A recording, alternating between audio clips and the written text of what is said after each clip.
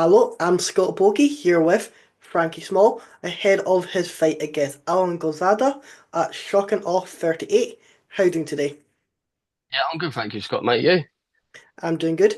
And how has the training been ahead of this fight on March 15th? Yeah, it's gone well, mate. To be fair, I'm on weight at the moment. I've been ill a lot of the camp, really, but I've just plodded through it. Took it on the chin, overcome a bit of adversity, but yeah, we're nearly there now, and yeah, I'm feeling really confident, and yeah, I just can't wait to get in there now. And like you're saying, you have been a bit ill this camp. How does that really affect your training for the fight? Because obviously you will have less energy to go and do stuff.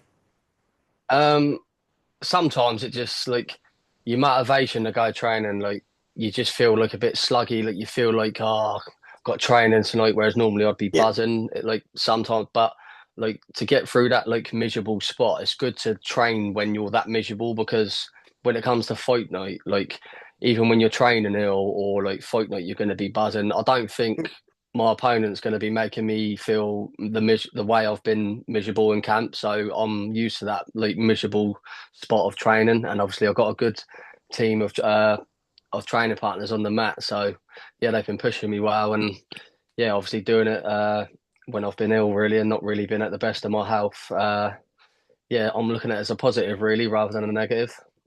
And like you said, you are on weight now. That is perfect because this is your first time going down to bantamweight. You did start at lightweight, went down to feather, and now you're at bantam. Is this the weight you're wanting to stay at? Are you going back to featherweight after this? What's the plan? So basically, what I've done, I've had a couple of catch weights, and I had one at like featherweight, sorry. So I've got inflammatory bowel disease, so we weren't sure how weight cutting would really go, like doing it, starting off fighting at first, like would it affect me at really short term or long term? So we've kind of like tapered down and eased into it, but Yep. obviously my last fight was the catch weight 63 and the cut was quite a breeze really. I only done really 2.5 kilo in the bath. So I thought, no, I'm ready to do bantamweight. My nutrition's spot on. I sort of know my body now, how it works, what foods to eat, certain times of the camp, when I can get away with having cheat meals, and I am really a bantamweight. But I mean, I won't. I'll look as well at other catch weights, 63 kilos as well. I want to be really active this year, Yep. minimum of 4 fights. But yeah, I'm certainly a bantamweight, and yeah, I'm looking forward to making my first bantamweight debut. And like you said, you do like your cheat meal. What is your go-to? Um, we've got a restaurant called Umami's. It's in town, and it's like Lebanese food, but it's like a glorified Nando's. People say they prefer Nando's, but yeah, this umami's I like to load up with the burgers, the mashed potatoes, or I like to get a couple of cheesecakes in there as well. But I knows where I can fit it in, and Yeah. yeah, no, it's good to have a cheat day on a Saturday because Saturday is a really hard day of training. So when you've come out of the gym feeling really fresh, and then you got a cheat day ahead, yeah, it's all good news. Well, that sounds delicious. Do you have like a set schedule of each week? This is what you do on each day, or does it like switch around week by week? What do you mean? What with my training as such on the Yeah, match? You mean? like do you say Monday you'll be working on your striking, Tuesday your grappling? Yeah. So we do have we do break our schedule down. Monday's usually wrestling against cage. A bit of wall work with some pad drills. Sometimes Tuesdays normally we do pad drills, some grappling, bit of decision making. Wednesdays usually a chokes class with pad drills at the start. Thursdays is MMA sparring. Fridays we have off, but I'll normally do my runs on a Friday. So depending where I am in camp in terms of 8 weeks out, 5 weeks out, depends how long I do the run. Saturday morning, that's a very heavy session. We do a lot of wrestling, striking, loads of heavy pad drills as well, and then I usually stay after the advanced class and do an hour strength and conditioning as well. So yeah, really a lot of calories burnt on Saturday, and then Sunday I usually go with my boxing coach. I do that as well in the week. Varies between Tuesday and Wednesday when I go, but yeah, no, it's going really well. And am I correct in saying that you're currently training at Gym 01? Yeah, that's correct. And how do you feel like that has been, being able to get the correct training partners in to match your opponents?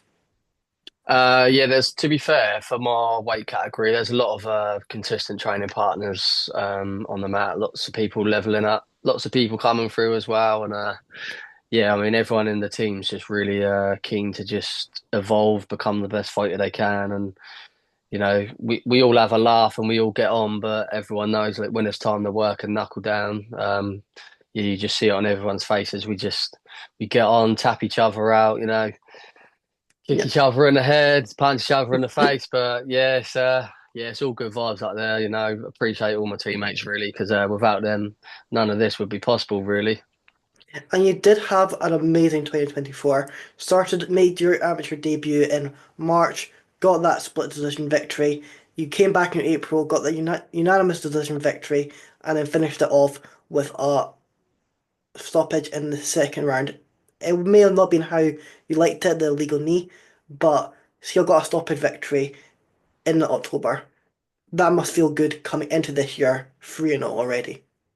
It feels good, mate. To be fair, I mean, like you say, I felt a bit disappointed. I felt like a loss, really. The last fight, I mean, I'll be honest, I had a slow start. Didn't really get going, like getting Yeah. letting my hands go like I normally would. But yeah, I'm over that now. I've had my thoughts to myself. I've got my reasons to why maybe I had an off day. Like it happens, the fight game, as you know, is full of ups and downs. But the main thing is I learned from it, from the camp and the fight. And yeah, honestly, mentally, I'm feeling really positive about this next bout at Bantamweight. And yeah, my opponent's gonna be put in some very miserable positions, that's for sure. And next fight, are you kind of looking for someone potentially with a bit more experience? I know your first three, they were making an amateur debut as well. Alan, he's got two fights under his belt. Are you looking for someone with a little bit more experience next as well? Um, I think Alan Davis was actually 2-1. I think his tapology's wrong on his Instagram. It says he's a 2-1 fighter, but yeah, that my second fight against that Ben Adamson, Yep. I took that on late notice, really. But yeah, I mean, that's the whole idea of it. As you just climb up the ladder, let the competition goes up, and yeah, I think what's Alan 1-1, isn't he? Yeah. So yeah, next fight, I'm supposed to be well. I've put my name forward for a fight on the 31st of May. So yeah, I can imagine it'll only yeah, it'll be against someone with more experience. So it's just how the game works. And like you're saying, you're wanting that busy 2025. Is that what you feel like as an amateur you need to do? You just need to get in as much competition as possible, whether it's fights, competitions, grappling matches, just do what you can to get that experience on in anything. Yeah, definitely. Whether it's grappling competitions, whether it's boxing matches, kickboxing matches, at the end of the day, it's all XP to add into your game. But Yeah.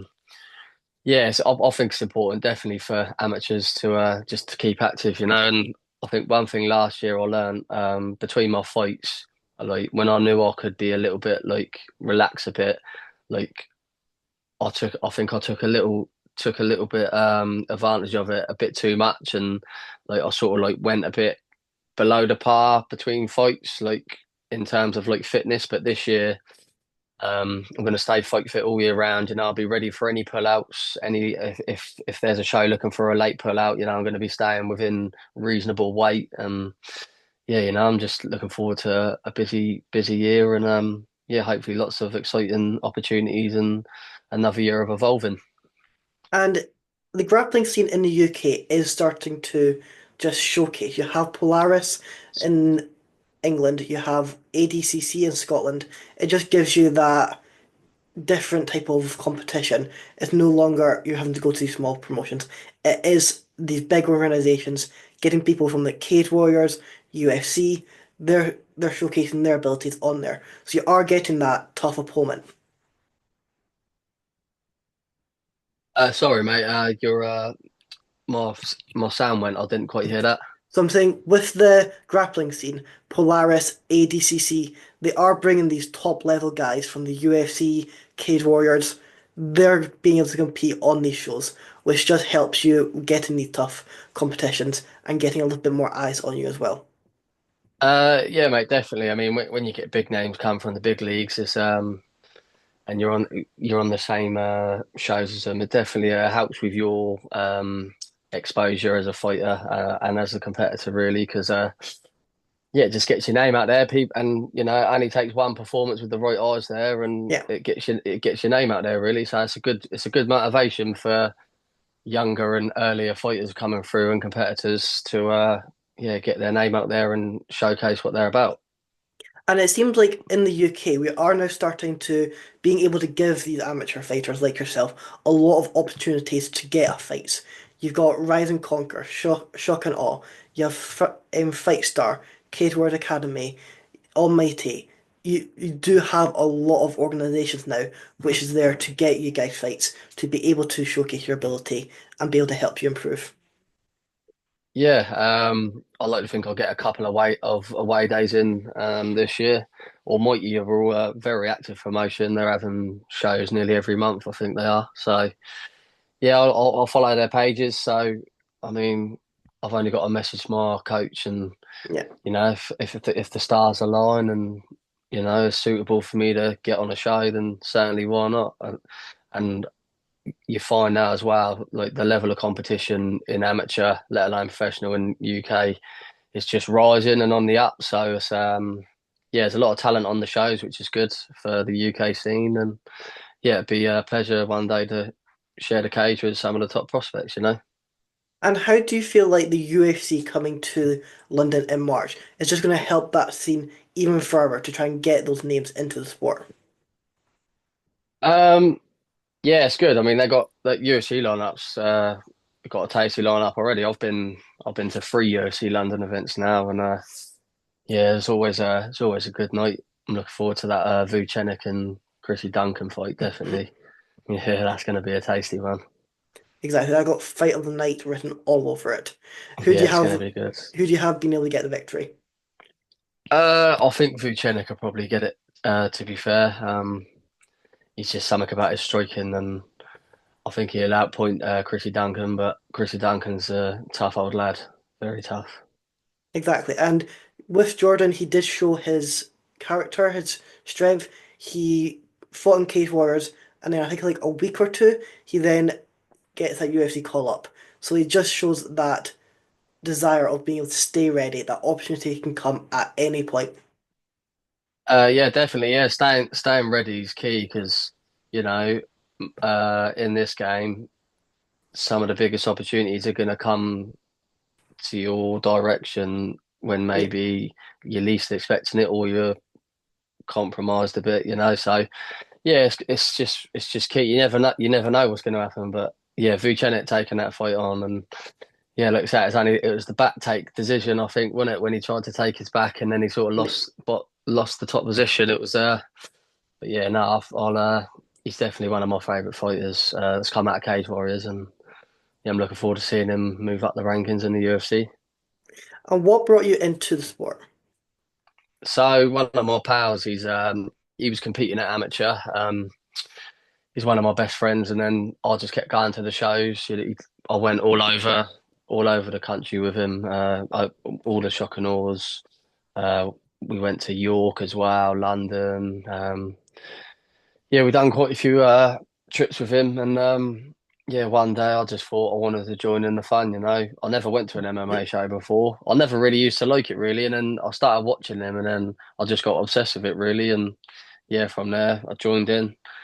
And then, yeah, I never looked back really. It was like a life-changing decision to join the gym. I really used to just go out. I used to party a lot, you know, just through the week. Used to think that going to the pub on the weekends was the only option in life. But yeah, I'll take myself around, and yeah, now martial arts is yeah, it's a way of life. It's a unique way of life, and I'm trying to say to people like get involved in it. You don't have to Yeah. even compete. Just the training's just good for the brain. But yeah, I've met so many people on the way, and now me as a person, I'm recognizable to what I was before I started it, and yeah, no, it's really I'm just obsessed with it now. That's all my life really revolves around. Really, I go to work and then I train, eat, and sleep. It's same repeat.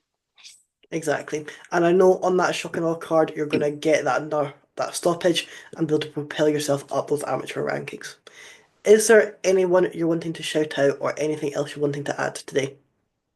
Um, I just want to shout out to 2 seconds to all my sponsors that have helped me through this camp. So just through my camps this year, I'm grateful enough to have 7 businesses on board, and yeah, they're paying for all my camp funds really. So I've not actually paid for anything this camp. So I just got on my t-shirt here. Look, as you can see, uh, Rio's Road Trips, the Coffee Hutch, Hutch Industrial Roofing, Smartwave Electrical Solutions, Top Spot Snooker Club, Good Vibes Only Barbering, Premier Valeting, and CWV Plastering Contractors and Building.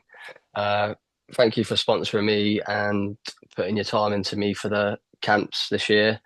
Shout out to all my teammates for helping me through the camp, and all my supporters that have bought tickets so far. I've sold 83 tickets at the moment, and I think I've got a few more still to sell. So, and obviously, last fight I sold 100 tickets, and really these nights wouldn't be what they are without them, really, because at the end of the day, nights like on Shock and Awe, it's not about the fighters. To the fighters, it's just another fight. Yeah, Like Shock and Awe is about entertaining the people, making sure they have a brilliant night, delivering entertainment as it's an entertainment business, as you know. So yeah, shout out to everyone that supports me. It's really appreciated. Doesn't go unrecognised, and you all give me the extra motivation to go in there and get the win. exactly. Wait to see your progress. It's gone on a great trajectory and it is just going to keep going up. Thank you for coming.